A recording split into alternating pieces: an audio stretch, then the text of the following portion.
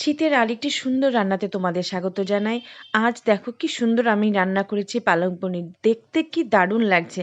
আর এরকম সবুজ রান্না খুব ভালো লাগে খেতে। মনটা ভালো হয়ে যায়। তো আমি প্রথমে পনিরটা দেখো একটু ভালো করে গরম জলে করে নিয়ে ভেজে নিয়েছি। তারপরে আমি ওই কড়াইতে ওই তেলের মধ্যে দিয়েছি মেথি ফোড়ন।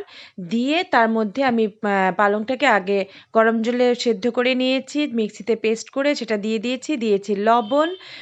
দিয়ে তার মধ্যে আমি দিয়েছি আদা বাটা, কাঁচা লঙ্কা আর হলুদ। আমি কিন্তু এটার মধ্যে কোনো মশলা দিইনি। অনেকে অনেক মশলা টশলা দেয়, ধনে গুঁড়ো টুড়ো দিয়ে করে। আমার সেটা ভালো লাগে না, আমার সিম্পল থাকতে খুব ভালো লাগে। তো এটার মধ্যে আবার একটু নেড়েচেড়ে আমি পনিরগুলো দিয়ে দিয়েছি।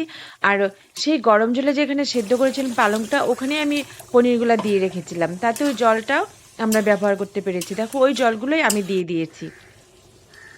আর এই যে দেখো কি সুন্দর লাগছে দেখতে, একদম সবুজ হয়ে গেছে। তো আমি নেড়েচেড়ে দিয়েছি, একটু ঢাকা দিয়ে দেব কিছুক্ষণ। ঢাকা দিয়ে আমি এটাকে রান্না করব। ঢাকনা খুলে দিয়ে দেব পরিমাণ মতো চিনি। তোমরা যতটা মিষ্টি খেতে চাও ঠিক ততটাই চিনি দিয়ে দেবে।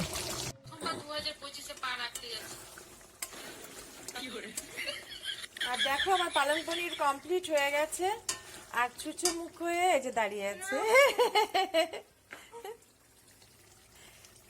পালং পনির ওর খুব প্রিয়।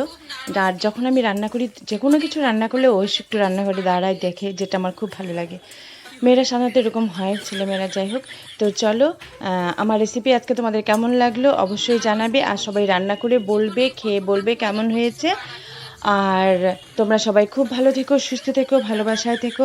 Tata, bye bye. আর রান্না করে কিন্তু অবশ্যই জানাবে কেমন হয়েছে, ঠিক আছে?